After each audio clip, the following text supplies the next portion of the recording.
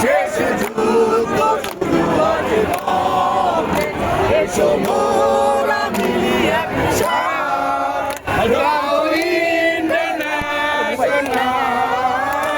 মিলাবে মানবতা। রাহুল দল লাল সালাম,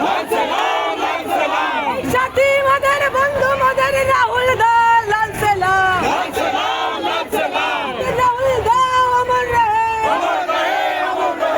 রাহুল ব্যানার্জি অমর রহে।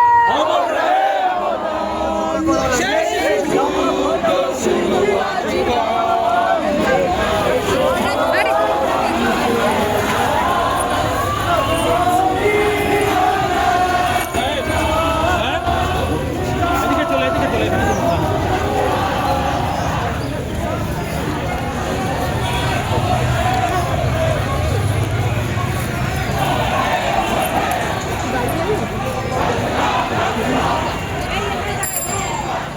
পারমিশন ছিল না, কিন্তু তাও সেখানে শুটিং করা হয় এবং ময়নাতদন্তের প্রাথমিক রিপোর্ট অনুযায়ী যে উনি নাকি প্রায় অনেকক্ষণ জলের তলায় তলিয়েছিলেন। কি এটা বলবেন? তো আমরা এখন এক্ষুনি বলতে পারবো না, কারণ রিপোর্টটা কি এসে আমি দেখিনি। তবে এটা ঘটনা যে কিছু তাতে হয়েছে, যেটা আমরা চাইছি তার প্রপার তদন্ত হোক এবং রিপোর্টটা প্রপারলি আসুক। এই আপাতত এই অবধি। দাদা একটাই প্রশ্ন, দাদা শুটিং করতে গিয়ে এরকম এরকম একটা সিচুয়েশন। দুঃখজনক, দুঃখ তো বটেই, দুঃখ আছে, রাগ আছে, খারাপ লাগা আছে। সকালে এই ছেলেটাকে চলে যাওয়াটা আমরা কেউই মেনে নিতে পারছি না। মর্মান্তিক বললে কম বলা হয়। সুস্থ, স্বাভাবিক, অত্যন্ত বুদ্ধিমান, সপ্রতিভ এবং একজন ভার্সেটাইল অ্যাক্টর। আমাদের ভাই, আমাদের ইমিডিয়েটলি পরের ব্যাচ, আর এইভাবে চলে যাওয়া, এবং সেটা শুটিং চলাকালীন, which is very alarming। যে খবর আমাদের কাছে এখনো বিশ্বাস করতে ইচ্ছা করছে না এই মুহূর্তে, যখন আমরা কেওড়াতলা শ্মশানে দাঁড়িয়ে রয়েছি। মানে শ্মশানে এসেও আমাদের মধ্যে কারুর বোমবাদার রয়েছেন, বাকি বড়রা রয়েছেন, কৌশিক দাস ছিলেন, অঙ্কুশ আছে, বাকি অনেকেই রয়েছে। দল মত পথ নির্বিশেষে প্রচুর মানুষ যারা রাহুলকে পছন্দ করত, তারা আমরা সবাই আছি। ফল্ট গাফিলতি নিয়ে কথা বলবার আগে, এই যে সময়তে আমাদের এত কঠিন সময়, যে সময় এই সমাজে বেঁচে থাকতে গেলে সবসময় শিরদানা টান করে রাখতে পারে না বহু মানুষ,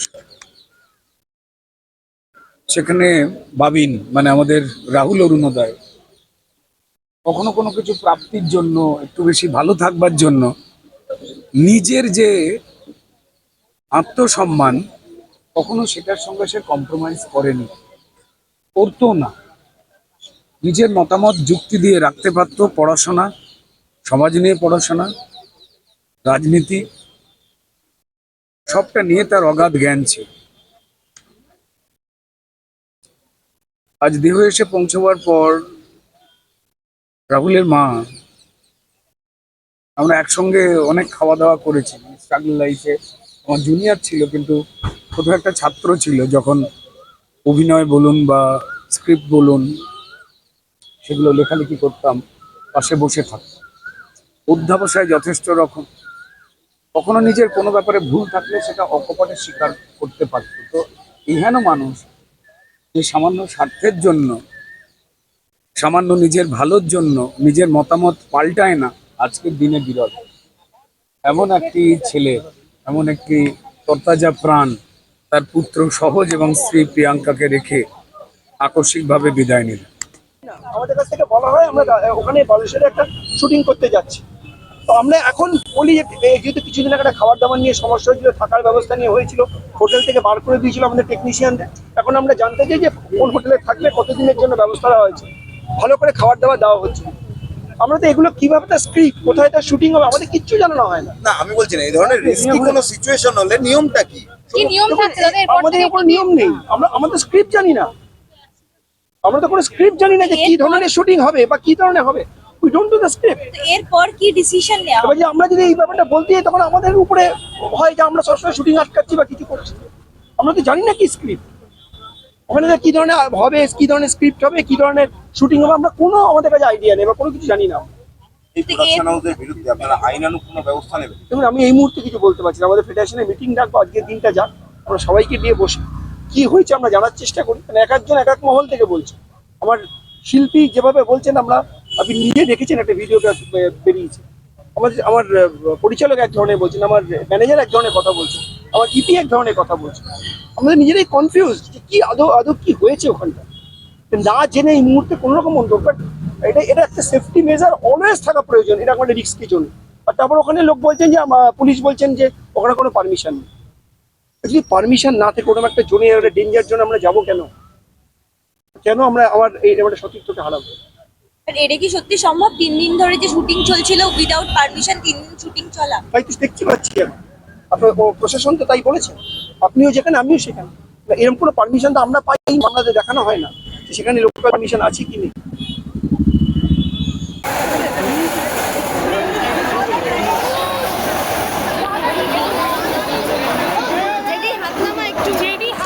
মানে ঢাকার জন্য যার প্রাণটা চলে গেল, তাকে নিয়ে যদি আমি এরকম একটা মিথ্যে কথা রটিয়ে দিতে পারি, তাহলে মানে এইটা করে তাদের পার পাওয়া উচিত কিনা এটা কিন্তু ভেবে দেখতে হবে।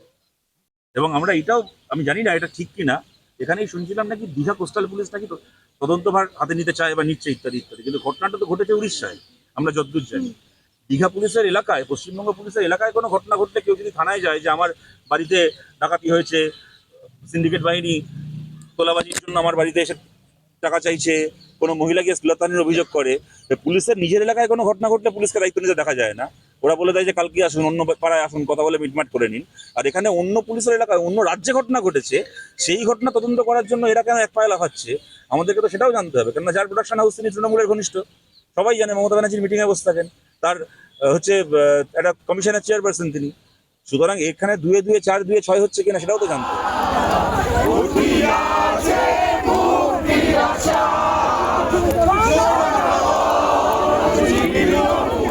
কাফিলতে আমি বলছি একটা সেফটি মেজার কিছু থাকবে না? আমি তো ভাবছি আমার এত গুণী শিল্পী গেল, আজকে বাঁচা দিকে আমাদের টেকনিশিয়ানরা ঝাঁপিয়ে পড়েছিল, একটা টেকনিশিয়ান তলিয়ে যেত, তাদের কি হতো? আর সমস্ত কিছু কনফিউশন। পরিচালক এক ধরনের, টিপি এক ধরনের, ম্যানেজার এক ধরনের, ওখানে আমার শিল্পী যিনি এখনো কথাই বলতে পারছেন। কেন হবে এরকম?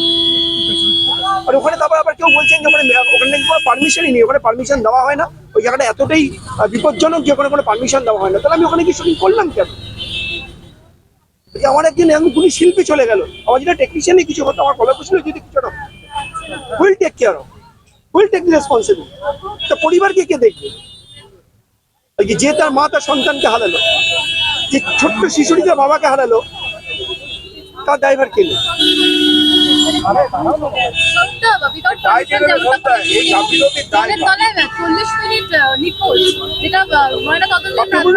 আপনি এক ধরনের বলছেন, কেউ বলছে তাকে তুলে নেওয়া হয়েছে তখন তার শ্বাস চলছিল।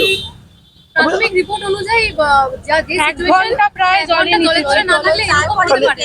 তাহলে এই যে 1 ঘন্টা জলের তলায় ছিল, এতটা জল এটা ময়নাতদন্তের রিপোর্ট বলছে তার ফুসফুসে দ্বিগুণ সাইজ হয়ে গেছিল বালি ঢুকে, এবং পাকস্থলীতে পর্যন্ত বালি এবং নোনা জল ঢুকে গেছিল। সেটা একমাত্রই হয় যখন দীর্ঘক্ষণ জলের তলায় কেউ ডুবে থাকে।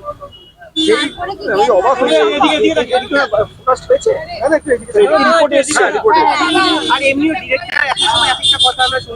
আমি তো বলছি, আপনি ডিরেক্টর এক ধরনের কথা বলছেন, আপনার ইপি এক ধরনের কথা বলছেন, আমার ম্যানেজার এক ধরনের কথা বলছেন, আমরা শিল্পী তো কথাই বলতে পারছেন। তাহলে আমি অবাক হয়ে যাচ্ছি, কি করে সম্ভব হচ্ছে? How it is possible? যে তথ্য পাওয়া যাচ্ছে যে গোটা ঘটনাটা ঘটেছে শুটের সময়, ড্রোন শট চলছিল, সেই সময় শুটিং এর সময়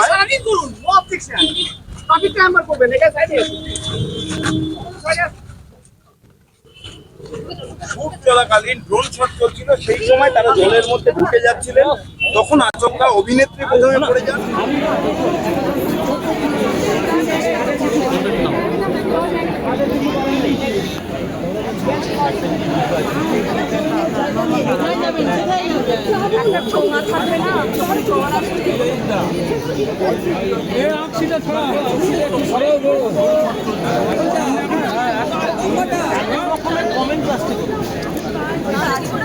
একজন বললো, প্রথমে বললো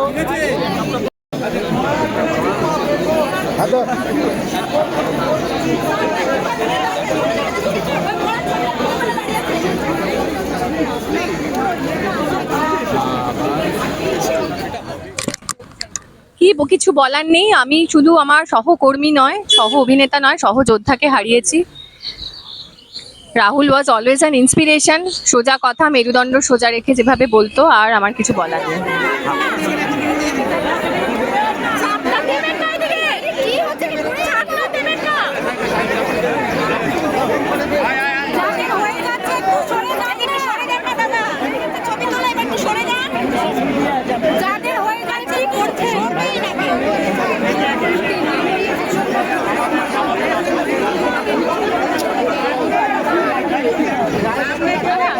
আপনি ওনাকে আগে আসতে দিন, আপনি তো লম্বা একটু পিছনে যান, উনি দেখতে পাচ্ছেন না। দেখতে আমার ছবি তুলতে হবে প্রেসের থেকে।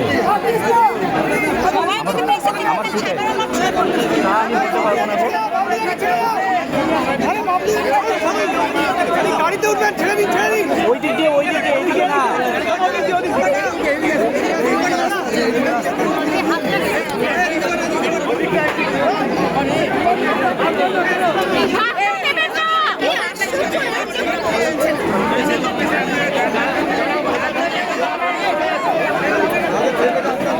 কখন থেকে বলে যাচ্ছেন? ওইদিকে